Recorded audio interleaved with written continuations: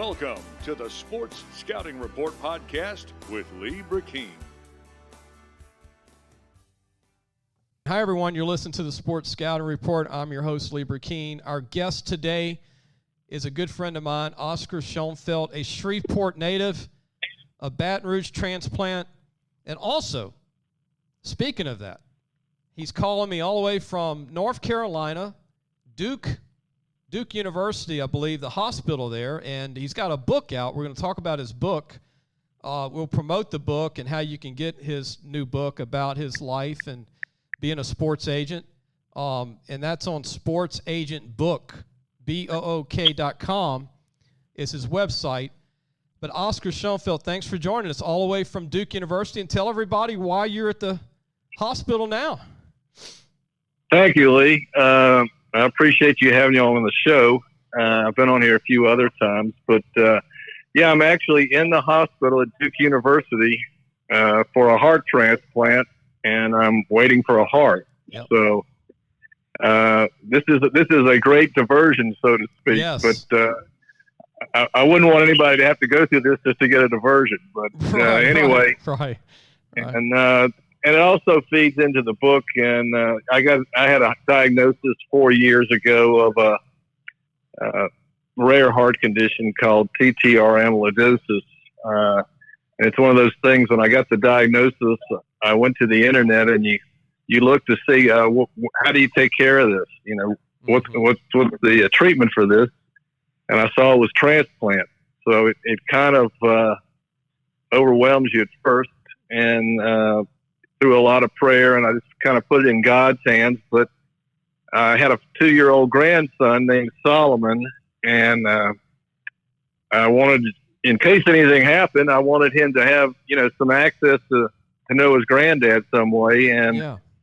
I had been in the sports business, as you know, and been on your show several times, and I just had a lot of great stories, I thought, that people like to tell. And so I thought, well, I'll just try to write a book and put them in there, and if anything happens, then Solomon will have a book to read. So that's kind of how the whole thing started. And now 3.5 years later, I just finished the book, and it just got the physical copies this week, and I think it came out really nicely with a lot of photographs and interesting stories to people who love sports like you and me, and it's about some characters and athletes that I think people will be familiar with, particularly LSU and Southeast Conference. So you can get the book at the sportsagentbook.com, and we can talk about it a little bit, but that's the background of writing the book. So let me mention this, Oscar, before we take a break, and we'll probably finish it on the next break, coming from the next break. But I've known you personally for 25 plus years. We met through the sports industry. I'm being in the recruiting, consulting. You heard about me through radio and an event. I had a recruiting event back when they were legal, when kids could commit in public. And I was one of the first to start that. Not bragging, but you know my whole story. We just a family pop, business, me, my mom, my stepdad, and just an entrepreneur went out there and got all the recruits to commit when this thing was not even popular yet. And you came to one of our events. I met you. I've been friends with you ever since. And I've gotten to know some sports, college famous guys and pro players through you. Rufus Porter that played for the Saints, you represented him in football. Also, Stanley Roberts in the NBA in Europe, LSU. You had some guys go to Southern University that you represented. Darvin Ham, who's a coach now in the NBA, you represented. I can go on and on and on. BJ, the late BJ, the scout for the Houston Rockets, rest in peace, BJ, was a good friend of yours. And I know a lot of these people that I'm mentioning right now, a lot of these pro players, college players, are people that you're going to talk about in your book, right, Oscar? These are some of them. Yeah, I kind of picked out not all my clients, but some of the most notable and interesting stories, but not all big stars, obviously. I mean, Rufus was all pro, and Stanley was well known, and then of course Ervin Johnson had 13 years in the NBA. Right. So I think it gives a sports fan a look at more of a life of of the ordinary or normal NBA or NFL player. I pretty much feature Rufus Porter, who was all pro, I said, and played with the Saints in Tampa Bay, and of course was drafted by Seattle. And then I got Willie Williams from LSU, who played 4 or 5 years in the NFL, which is probably what the typical NFL player does. And Toronto Argonauts and Doug Flutie. Yeah. Right. Yeah. He won a championship with Doug Flutie. Thanks for reminding me. And of course, I do mention the famous sports expert Lee Brecheen in the book also. Thank you. Appreciate it. Look, we're going to take a break. You're one of the characters I met, Lee. I put a lot of trying to have a few sports characters, and you're one of them. So, like Elvis says, thank you very much. Thank you very much. Look, we're going to take a break, and I know Oscar's not going anywhere. And right now, I'm not going anywhere, but we're going to take a break, and when we come back, I want you to share a story I just thought of, Oscar, about Ervin Johnson, what he did, how he got to college, what he did when he was out of college to get to where he's got a phenomenal story that I know the story. You told me, but the public, a lot of people don't know his story before going at the rags to riches, before he went to the NBA, and before he even went to college. We'll be right back with more of Oscar Shoenfelt. We've got a new book out we're going to talk about when we come back. We'll promote his website on how to get the book about his life as a sports agent. A lot of great stories in this book, and we'll talk about it. It's now ready to go for people to order the book. We'll be back in just a moment. Listen, whatever you're driving right now, Tommy Harvey wants it. Bring it in to Harvey Subaru, Lexus of Shreveport, Bossier City, or John Harvey Toyota. They're paying big bucks for all trades right now. They'll cut you a check right there. Tell them Lee sent you. Welcome back. You're listening to the Sports Scouting Report. I'm your host, Lee Brecheen. And our guest today is Oscar Shoenfelt, all the way in Duke University Hospital there in North Carolina. You want to get his new book that's coming out. It's actually printed. The website to go get the book, to order the book, is sportsagentbook.com. That's sportsagentbook.com. And Oscar, tell everybody about Ervin Johnson's story. You knew him before the NBA. You knew him before he became great in college, but he's got a great story. Yeah, I actually had met him when he was a senior, and that's part of the story and part of the background of the book, that I wasn't one of these big-time agents, and I actually signed 2 first-round NBA picks within 3 years. But I read an article about Ervin Johnson, and I knew he was from Louisiana. And I went down and met him and was able to sign him after the end of his senior season. But I tell you, Irvin is the kind of guy that you really meet not that many people who you would trust with your life, but he's one of those guys. Irvin basically grew up in Jonesville and, had to share a bed with his brother, but he was always a positive kid, and he didn't play basketball in high school. He didn't make the high school football or basketball team, but he felt like God had a purpose in his life, and he ended up going to Baton Rouge and living with his sister and his brother-in-law, who helped set him up in a job at a grocery store. And during this 2-year period, he was 6'3" when he left high school, and during this 2-year period afterward, he grew 8 inches. Well, when you're 6'11", yeah, most people assume you played some basketball, and people just kept asking him, where'd you play basketball? And did you play basketball? And he got in his heart that he felt like God wanted to play basketball, and he was helped by the fella that he was working for, and he got him an interview. He went to LSU, and they had Shaq and Stanley, and then he went down to UNO. And I can make this story really long or short, but I'll try to condense it. But, Tim Floyd was there, and I think it was the last day of recruiting, and he just walked in and said that he wanted to see the coach. And, of course, he was 6'11". The secretary told the coach, hey, there's a guy out here named Ervin Johnson who's 6'11". Mm-hmm. He wants to join the team. Mm-hmm. And he thought it was a joke at first, and he walked out, and there was this guy, and he said, well, okay, where'd you play high school basketball? And Irvin said, "I didn't play, Coach, but I'll give you everything I got on it." And Tim Floyd said, run the area right here, and he ran it, and he gave him a shot. And I got to say that I really compliment Tim Floyd on that. And I can just say, I go into more detail in the book, but Irvin didn't even know what a drop step was. And there was one of the coaches gave him the nickname Tragic Magic when he first got there. But, with his heart, he was not only overcoming basketball, but also he was the first person in his family to go to college. Wow. But he'd get up early and just did it. And, I won't go into more details because of our time limitations, but it made him into a first-round draft pick within, 4 years. And he ended up playing 13 years in the NBA, and he worked and just believed in himself and God, and he took everything God gave him and, was successful. And that's part of the reason I wrote the book is to tell stories like that. So that's abbreviated Ervin Johnson story, but I go into detail of every year he was in the NBA and tell what happened and negotiations and that kind of thing in the book.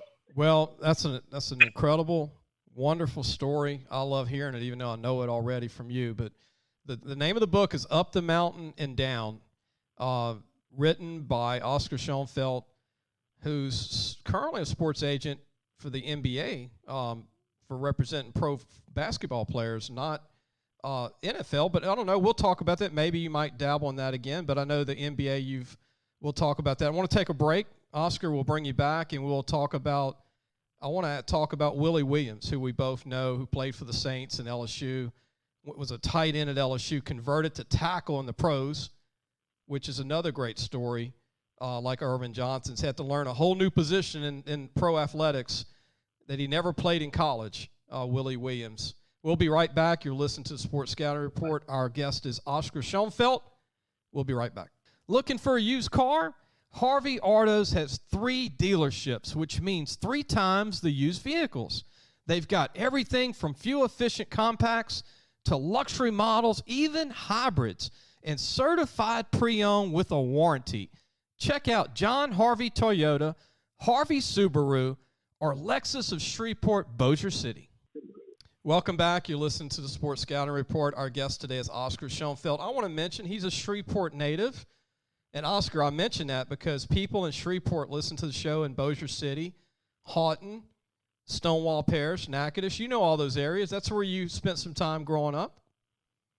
Yeah, I mentioned that in the book. I actually had the honor and pleasure of being coached by Coach Lee Hedges and Billy Jack Talton, which I do mention in the book. And I actually have a photo of me and Coach Lee Hedges in there. And I just talk a little bit about our senior season and how it kind of gave me a background to get into the sports business. And so that's mentioned in the book. And I pretty much practice law all over the state. So I'm pretty much familiar with every city in Louisiana, just like you are familiar with every high school and every high school player in Louisiana, Lee.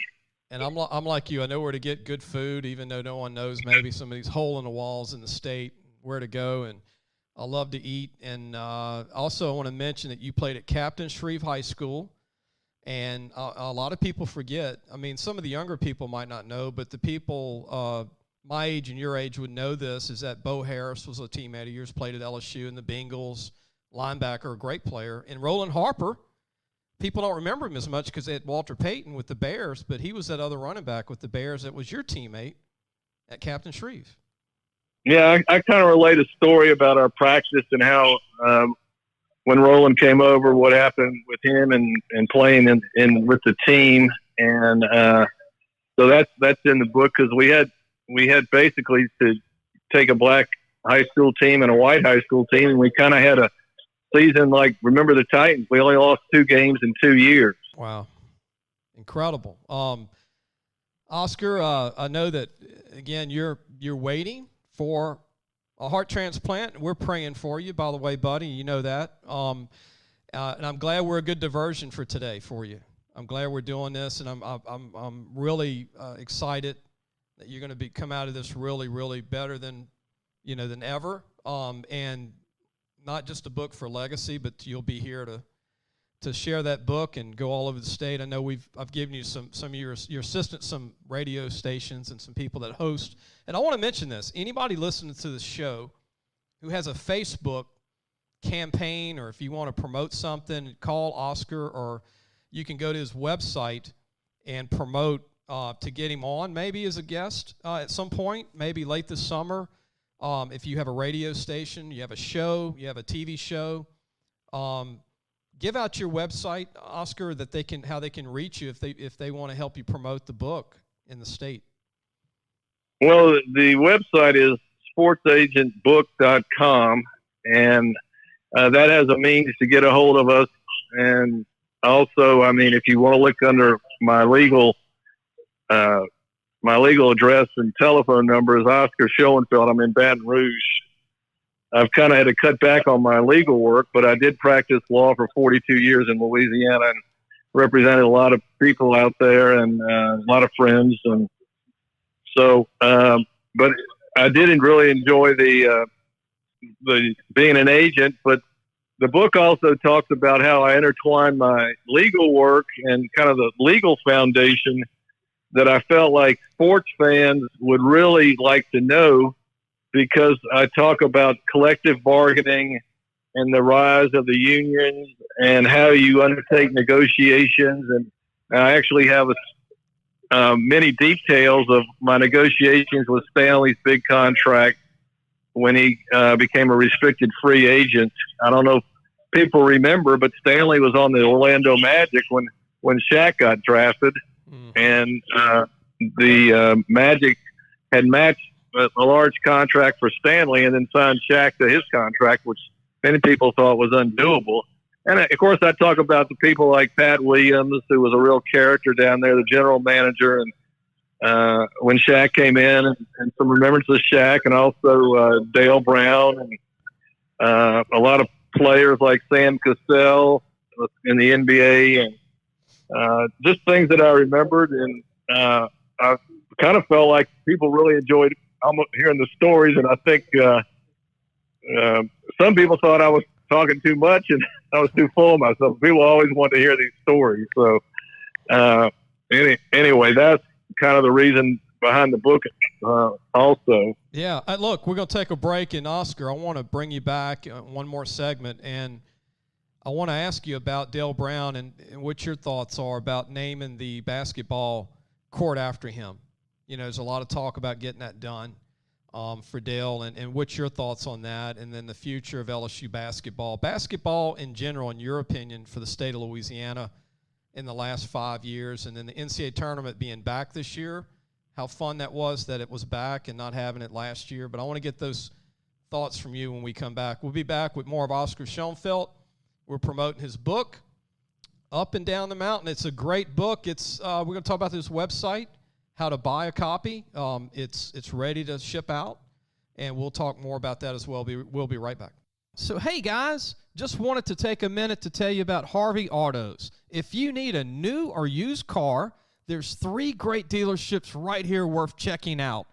John Harvey Toyota, Harvey Subaru, and Lexus of Shreveport, Bossier City.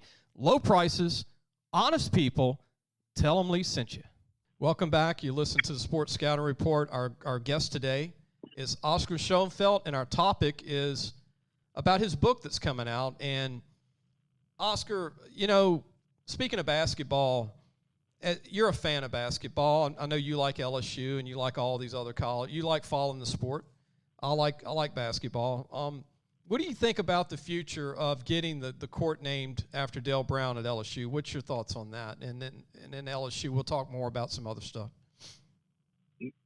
Well, if you ask me if I'm in favor of it, I think that it would be appropriate to honor Coach Brown. He did build the program up, and when I first got there, I was in law school, and man, I started watching LSU basketball and just really enjoying it. I remember I was playing hooky on one of my pre-marriage courses out there listening to the radio, secret to when we were in one of the Final Fours that he had procured for us, you know, with the players he had, and so and he's he's been a colorful character and really helped build the sport up in the state of Louisiana.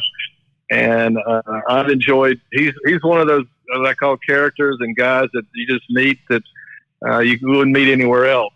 And I know that he's done a lot for a lot of people. And actually, I talk in the book about one of my clients that I introduced to him, who was a remarkable young man. And Dale was helping him out. He had a disability, and that's how I kind of got in and actually ended up over a period of time getting to know Jim Childers, who was Stanley's high school coach, who was become one of my best friends. And so it all kind of works together, but I would be for that. And I think he has played a significant role in LSU's rise. And I know that we all love to see the basketball coming back under Will Wade. Yeah, I remember, and I want to say this if Dale's listening. I know Dale listens to some of our shows. I didn't know what basketball was until I met Dale Brown as a kid at his camp. Oscar, I really didn't know that there was other terms of basketball because of all the promoting Dale did when he got here.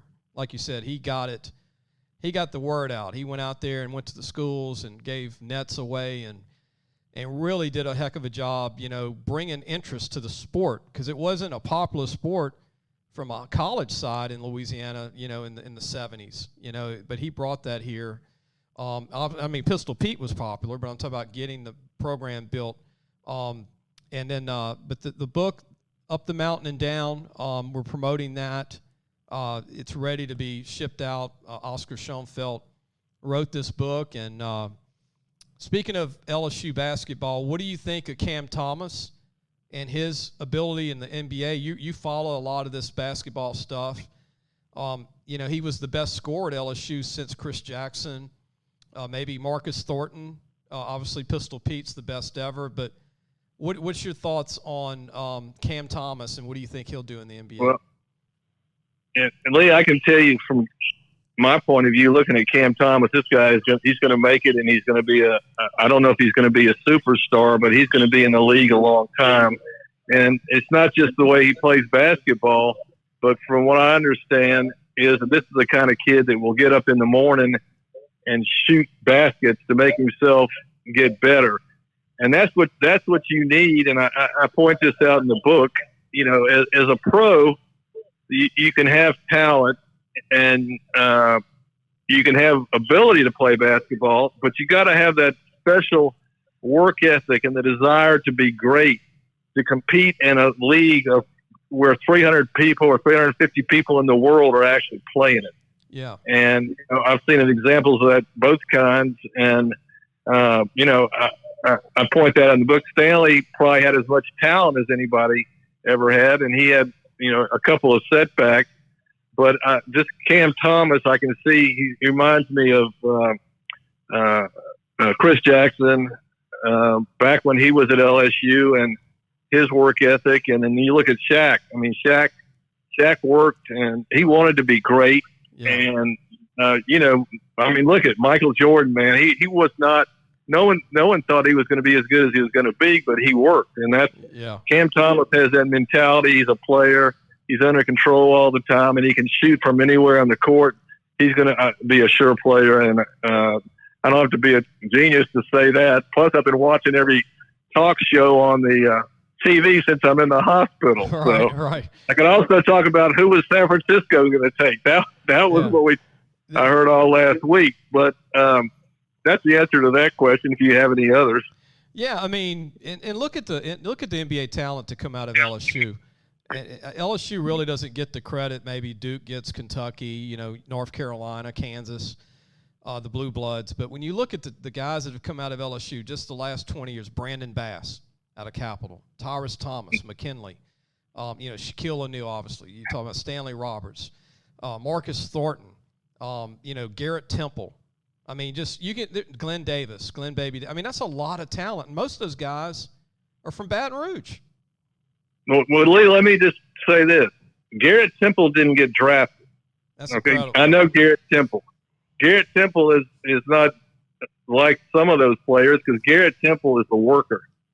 And I remember that kid growing up. He played with my son, and I can remember, and I know his dad really well, and he's a smart guy, and he knows how to take, like Irvin, take what God gave him, and he went all the way. And my friend BJ, who I talk about a lot in the book, he's the one that he got him over at the Rockets after the draft, and that's where he kind of got his start. But BJ could see it then. That's the one thing that my best friend, one of my best friends, who died recently, was a scout for 25 years. I mean, he could do that.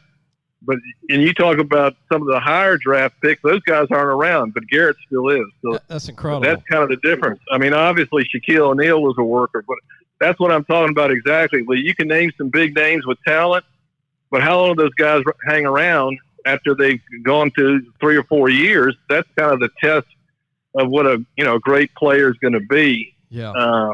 I mean, some guys have injuries, but you gotta be mentally focused. And I mean, look, every year when you're in the NBA, you think you got job security once you get a guaranteed contract, but there's more guys coming out of college to take your job. Right. And a lot of guys can get by on talent until they hit that wall. Right. I had guys that you thought were talented, but you got to put the work in. Yeah, you see that. You see that in NFL too, and the pro baseball MLB. No question. No question. Wouldn't you agree? It's a produce league. You got to produce. Yeah, and Lee, I can just say that kind of in life too, man. I having been a lawyer, I've seen lawyers that had a lot of potential and were really smart, but they didn't necessarily want to put the work in. Yeah. Yeah. Now, if I have a jury trial, which I did, I'm going to be up all night. I remember my ex-partner, Charles Moore, literally at 3 or 4 in the morning, getting ready to deliver one of the best closing statements I've ever seen. And I don't think the defense lawyer was up. So it kind of happens all in life. You gotta want to win. That's a really essential ingredient, which, you talk to Chris Wallace and other people that were managers, they can kind of look at that kind of thing. So, yeah. I talked to Chris a lot. Chris, and I know him, and with the Memphis Grizzlies. Memphis is a great NBA team franchise. I want to mention this. I want to throw a guy out that who he is from way back. He was drafted, but he had similar background like Garrett Temple. He wasn't supposed to play 15 years in the NBA. Went to McNeese State. Went to Natchitoches Central High School. Joe Dumars.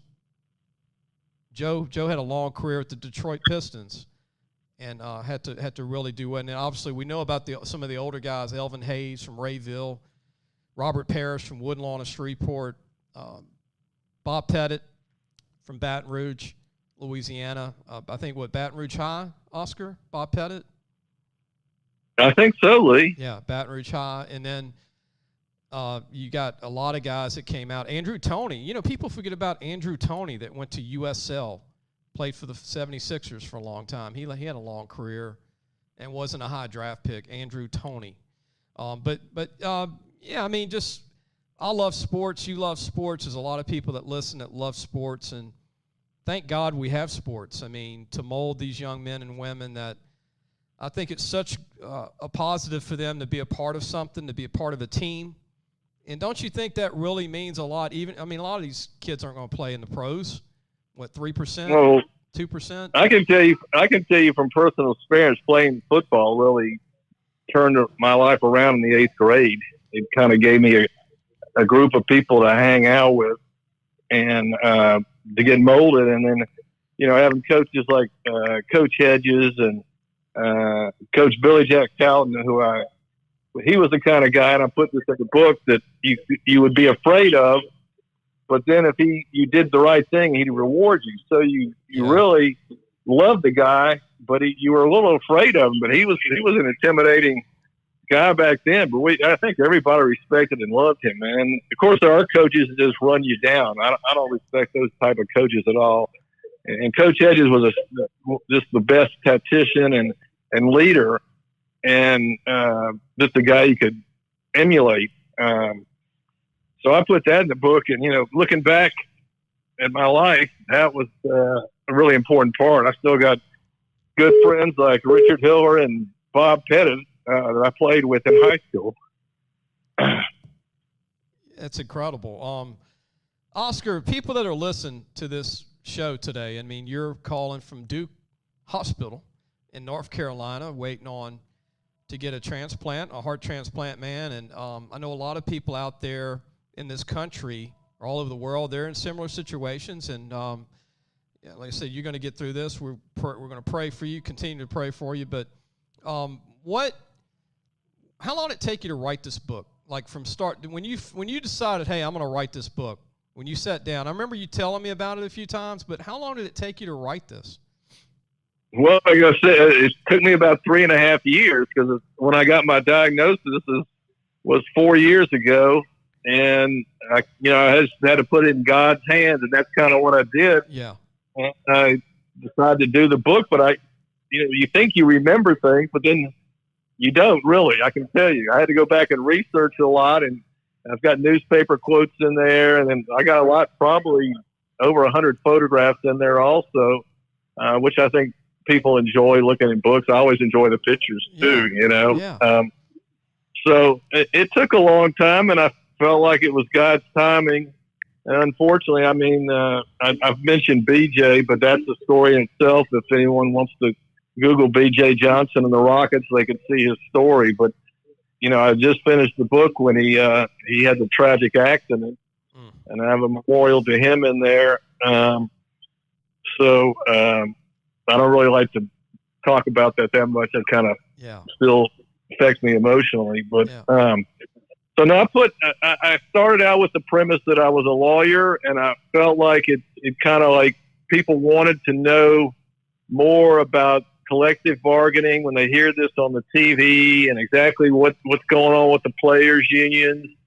And we had a lot of labor strife, if you remember, in the NFL, and I talk about that, and also the NBA and its collective bargaining agreement, how you're a certified agent. And I can tell you the agent business is one of the toughest and probably one of the hardest to get in. And that's what the book is, again, sports agent, up the mountain and down. It's kind of based on the fact that I decided to climb up this mountain to being an agent, and I was on my way up there, and I got to the point where I decided I'd rather go back down the mountain. Yeah. But I did have, in 20 years, had a lot of great things happen. And I got 2 first-round NBA picks within 2 years of each other, which I would say it was God's work there. Yeah. And I just happened to be in the right place in the right time and have the right 2 clients. And, I'm still close to the guys in the book, particularly, Stanley. This book has a lot about Stanley because he was a colorful guy and a guy that would take a shirt off the back for anybody and had the talent. And we did have our differences with various teams and things like that. So I got all the legal proceedings in there, and Stanley basically said I can write whatever I wanted. But the book's very positive, I think. And I'm very proud of Stanley and the fact that, people tend to say, well, he had all that talent. But I mean, again, like I said, that happens to people all the time. But Stanley came back and graduated, got his degree, is out living a normal life and affecting people every day. Great guy. Went to Lower Richland High School, as you know, in South Carolina. Stanley Roberts played at LSU and had a long pro career, a lot of those in Europe when you were his agent and the NBA. But 2 questions, Oscar. This is going to be fun before we go. One, I want to ask you your favorite LSU football player of all time, because I know you're an LSU fan. And 2, give me a record for LSU in 2021 for football. Give me your prediction, wins and losses. Remember, they played 12 games. Okay, well, you kind of caught me off guard here, Lee. You can think about it. So the first question would be, who's your favorite LSU football player of all time? Football player. Well, I have to say Joe Albergamo, my internal medicine doctor, because he's taking care of me, Lee. He's going to love this. He's going to love this. And he's and I got to say this, I'm bragging on him. He was number 3 in his med school class. Yep. So, and I did for 42 years. I did medical litigation, so I know a good doctor when I see it, and he is one of the best. So I have to go with that. And then I guess Jamie Bice has to be number 2 because he worked for me, and that's in the book. And, he's going to love this. He listens to the show too, I think. So yeah, and Jamie used to give me this greeting when I first met him. I was a jobber, and he was working for me, and he said, "Hey, I'm Jamie Bice, and number 41 in your program, but number 1 in your heart." Hey, I'm not sure if that's the right number, but that was the thing. Well, so Jamie and I got to be great friends, and he's a judge now over in Lake Charles. So I'm very proud of him and Joe. And let me mention this before I forget. Albergamo, I got to mention Joe was a graduate of Archbishop Shaw High School on the West Bank, and Jamie Bice. He would not be happy if I didn't say this. He went to LaGrange High School in Lake Charles. I had to get that in. Yeah. And for your second question, I do have to comment that I loved in 2019. I felt like it was unbelievable with Joe Burrow and the other, Terrence Marshall and all those receivers, and particularly I like to see the tight end. Yeah, Eric Gilbert. No, his dad, Randy. Thaddeus Moss. Yeah, I enjoyed watching him because he really kind of overcame a lot and became a really reliable receiver. And so that team has to go down as my favorite, which I think any LSU fan would probably agree with that, 15-0. And to see the transformation. And, when you are going through something like, you're going to be doing a heart transplant, you kind of feel like, man, I'm glad I was alive to see this, Right. So LSU's going to play 12 games in 221. What do you think they'll do, win and losses? It's just you being a fan. What do you predict? And I'll give you mine after. I think it's going to be at least a 10-win season. That's my prediction. So 10-2. Yes, I think it's a really good team. I think Coach O's got them fired up. They're back in and firing. And I got to say this, Lee, just from my point of view of last year, I think that people didn't get to practice, and obviously we lost a lot of players. So, the teams that are so deep and have all that talent, was Alabama and Clemson. It was kind of, I think it's really, you can't judge that as a regular season. So that's my opinion as far as that goes. I'm going to say 11-1, and I don't do that with LSU. You know me as a friend. I don't ever say 11-1. Yeah, if you say that, then you must really believe it, because you're usually a little pessimistic, to tell you the truth, Lee. Yeah. But that's just about football. I'm going 11-1 because it's the most talent I've ever seen on a defense, and they're going to gel. Whether weak, they're going to be strong in just a couple of games in the season. And then you got to have a great quarterback. They have 4 quarterbacks. Put it this way, Oscar, I think all 4 quarterbacks on this team will get drafted, whether they finish a Tiger or not. All 4 get drafted, which is amazing. But they'll have to pick 2 of those 4, but all 4 will be in the NFL one day. And you got quarterbacks when you got 4 NFL prospects on one team. LSU had a hard time having 1 NFL quarterback at one point as a team? Yeah, that was our problem for a while there. Although the young men were trying, we just didn't have the necessary talent there, I think, for a number of years. And we had the awesome defense, obviously, back in the – I got to say this. I only base this based on if everybody comes back, nobody's kicked off the team between now and August, that everybody returns 11-1. Now, if there's some guys that leave that they want back that don't come back, then it's 10-2. But if everybody comes back for September, this team, I think, people are going to think I'm crazy, is going to be more talented overall than 19. I didn't say better, but more talent because the defense has got more talent. I think defense wins games in the end, even though you got to score some points today with these offenses. But you don't have to have a Joe Burrow to win a national championship. You got to have a good quarterback that's capable of moving those chains and killing that clock. So I think LSU's got that, and they've got a defense. But Oscar, that sounds great to me as an LSU fan. The one thing I wanted to ask you, what do you think about these the portal transfers now? Oh, I don't like free agency in college ball, Oscar, at all. I don't think it's good long term. I think you're going to be recruiting year to year instead of every 4 years. You can't, redshirt a kid. You can't wait on a kid to get better. There's no system to learn. You just got to come in every year and then you're done. Like sign these 1-year guys. I don't think it's good for college football, and I don't think the college game is set up for it. I don't think college coaches are set up for it. Meaning, I think the NCAA needs to come in, and the system's not set up for this to go right. You know, it's just too much going on at one time, and it's just a lot of trial and error. I think there should be some kind of cutoff, like so many kids can transfer to your team, or you know, you got to do it by a certain month. There's no rules right now. There's no rules. It's no different than the NFL right now, and that scares me for college football. Well, I was listening to your podcast with Mickey Guidry, who, by the way, was one of my clients. Right. And I helped him write a book. I put that in the book. But I thought that y'all felt that you were kind of in favor of the portal since it allowed students to transfer. Well, I know Mickey's going to probably differ than me because he has a son playing college ball, you know, and then they have the ability to transfer. And I think – I'm not against it. It's just I think there should be more rules.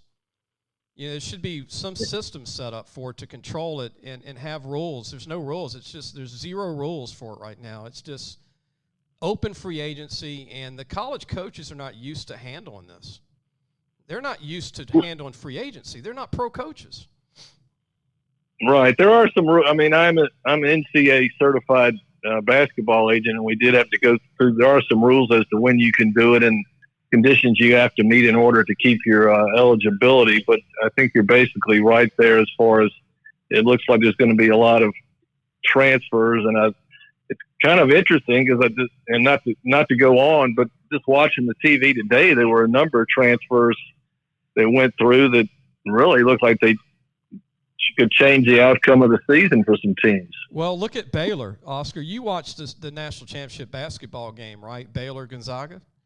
Oh, of course, yeah. When you look at Baylor, 4 of their 5 starters were transfers. And then you look at Gonzaga, 2 of their best players in the starting lineup were transfers. One, Andrew Nimbert, was from Florida Gators from the year before. Yeah. So, and if you look at LSU, Joe Burrow was a transfer. Right. Now, it works. But then it can work against you, too, if you don't, you know, get the right players, or maybe you overget players. Because now what I'm noticing, since the transfer portal is going at a faster rate, more kids are getting upset that are on the team already by you bringing in another guy at his position. So now it's affecting current players on the team. I think that could be a topic for a whole show, Lee. Right. That could be. But anyway, we could talk forever. Do you want to? I can go as long as you can. I don't know if hopefully the listeners are still listening. Yeah, they are. They are. Look. Yeah, okay. Look. Promote the website again for people to buy Sports Agent Up and Down the Mountain. Promote your website. So again, the book is ready to purchase. It's now a printed copy. It's actually finished. So tell everybody how they can go get one. And if you run into me, I'll be glad to sign it anytime once I get out of here and get going again. But it's sportsagentbook.com. Sportsagentbook.com. And if you look at it, it should have a picture of the outside of the book. And I can tell you, if you actually see the book, it's got a lot of photos in it. And I think you'd have a lot of fun with it if you love sports like Lee Brecheen and I do. So I thank the audience for their indulgence today, Lee. Well, not only that, Oscar, but we didn't mention something very important. You're printing a limited amount of copies. We're not just blowing smoke. You really did only print so many. So we really. Well, I did print a very limited number, and I won't give you the number, but if you really want the book, you should probably get it as soon as possible. I mean, I don't know how long it's going to last, and I'm not trying to make any sales pitch here. Anyway, I basically accomplished what I wanted to do because I think I got a quality book out there, and my grandson will have it, and other people, and you know, it's kind of like that Alexander Hamilton song about who'll tell your story, Lee. Yeah. And I think you always get a better result if you do it yourself. So that might be a little hint for you. But there you go. I gave you a good review in the book, Lee. So we've been friends a long time, and I I know your character, and I know your mother and your stepdad, and I got to give you a plug for a young man that took a dream with a high school education and built it into a career. Now, and if you want to talk football, you're going to talk football if you're with Lee Brecheen. I can tell you that much.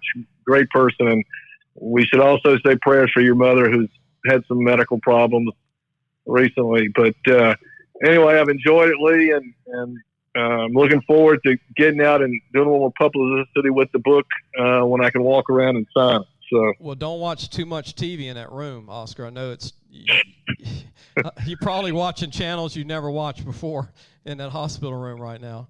I'm mainly sticking with ESPN and ESPN2.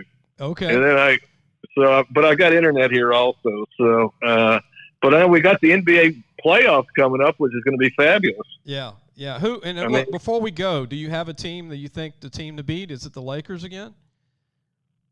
Well, I got to say this to the audience. I'm not a huge Lakers fan. So generally I'm looking at whoever's playing the Lakers as I'm cheering for. But I do have favorites, like obviously Houston because BJ was there, and I knew Rudy, and I was there back when they won the championships with Akeem, and I represented Carl Herrera, who was on that team, and Tim Breaux. Yeah. So I've always been an affinity for the Rockets, and then I'm cheering for our Pelicans. Yeah. And I'm hoping they're going to make that playoff.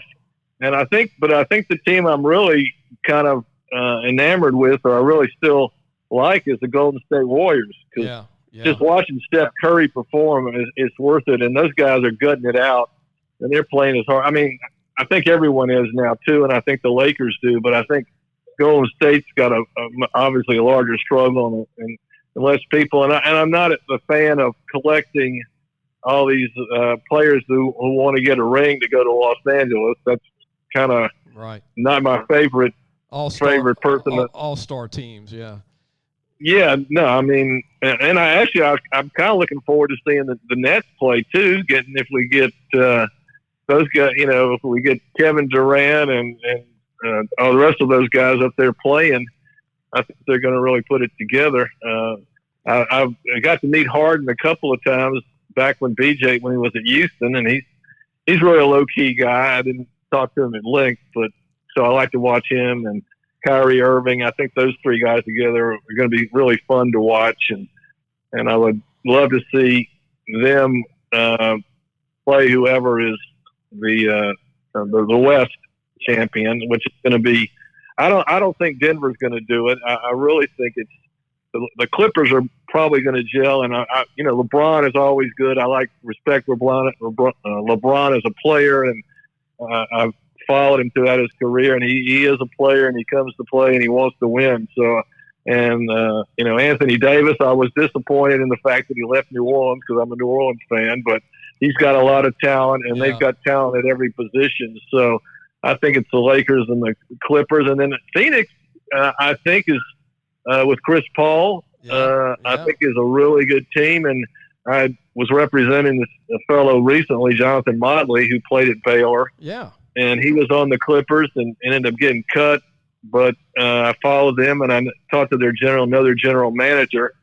So I think all those teams are going to be in the mix, and it's going to be exciting. And I know I got, from the moment I get a heart, I still got 2 weeks. I've already been in here 20 days right now. Wow. And so, but this is my home right now, Lee. That's the way I'm looking at it. And, that's the way you got to look at it when you're in here, because I don't really know when this is going to happen. But, yeah. And I want to mention this. I want to mention Skylar Mays is doing a good job for the Atlanta Hawks. As a rookie, he's actually playing some. I'm pulling for the Hawks to be a sleeper last-minute team in, because they're right on the cuffs of making it. And then Boston Celtics, I'm a fan of Boston. That's my team. And Tremont Waters, he plays like once a week or whenever. I mean, they have such a deep rotation in Boston. But I've always been a Celtics fan, going back to Johnson, Bird, McHale, all their great players over the years. Well, I watched Robert Parrish in high school. He went to Woodlawn, and he's my age. Huh. I forgot about that. I was always thinking you were younger. Yeah, y'all are the same age. I can remember Robert playing, and boy, he was a great player, and I followed his career. And then just to add in the book, I have several segments in there dealing with Kevin McHale, which as a general manager and coach, and just some of the things I did have a couple of differences with him on a few things. We are friends, and I consider him a friend. But I do go into a couple of details of our dealings and negotiations with him, and so that all relates to the Celtics. And I've been up there to see games up there when Irvin was playing, and I've always enjoyed that, the Magic Larry Bird rivalry. That's always great for sports. So I've been blessed, and I felt like when I was coming up with this heart surgery that I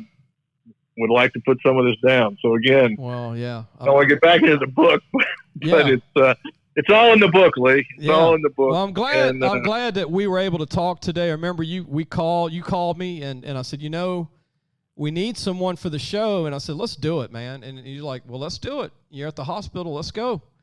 And I'm glad we were able to do it. We actually got a 50-minute show in. We were trying for 20, remember? We got 50 in. No, I could talk. And that's, when they tell me I have a heart, that's what I'm going to have to do, Lee. Go, baby. There you go. Down to, well, we're praying I can for actually you. I'll actually share with the viewers that I had one call up for a heart about a week ago, and I got down to as far as pre-op, but so I'm ready to go now for sure. But anyway, I appreciate you having me on the show, and I don't ever take myself too seriously. So if the book's not as good as I'm advertising, then I apologize. But I do want to get it done, and it's been done. So thanks for having me on the show, Lee. I really appreciate it. Don't hang up. We appreciate you being on. Don't hang up yet. I'm going to end the show, but everybody go to our website, lafootballmagazine.com, to read our articles. We don't have a book or anything like Oscar, but go to Oscar's website, and you want to get Sports Agent Up and Down the Mountain, and give them the website one more time, Oscar, to go on and buy it. SportsAgentBook.com. SportsAgentBook.com to get a copy of his new book. Oscar, hang on. We'll talk some more, and we'll see everybody on Friday.